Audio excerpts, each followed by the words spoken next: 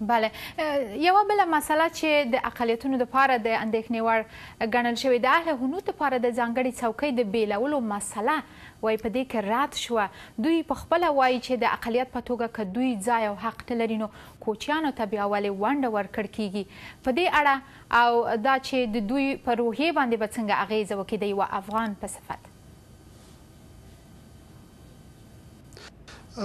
اول خو هغلته قانون اساسي کې 250 کرسۍ دي او موږ دغه څو انتخاباتو کې 249 کرسۍ د ولسي جرګې ورکړه. دا ځل دا فکر و چې دغه یوه کرسۍ اساسي قانون سهمیه کړې ده دا کېدای شي موږ د اقلیتونو ته ورکړو او په دې شکل باندې اعتبار د انتخابات د اقلیتونو د حقوقو پر لوړ بوزو. خو متاسفانه بعضې دوستان د دې په پارلمان کې د مخالف وو. اوس لاره دا ده چې همغه د سنا د لارې نه رئیس جمهور چې کله د سنا بعضې سناتوران ټاکي د هغې لارې نه دغه اقلیتونو ته حق ورکوي تر څو دوی کرسۍ ولري. بله د ولایتي شوراګانو لپاره د 25% څوکیو په اړه ستاسو غبرګون ستاسو ارزونه په ځانګړې توګه په دې برخه کې څه ده او پایلې به یې څه ډول وي؟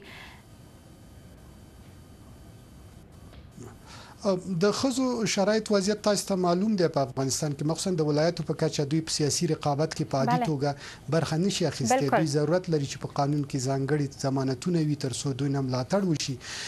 دغه سهمیه په تیرو قوانینو کې 15% خو کله چې قانون په دې اخیرو کې په ولسي جرګې کې بحث لاندې ونیول شو ولسي جرګې دا چې 15% سهمیه لافته اساسي قانون او دا باید لري شي. د یو غټ اندېښنې او تشویشونه رامنځته کړه مدني ټولنې سره سیاسي ګوندونو او د ښځو فعالیت سره.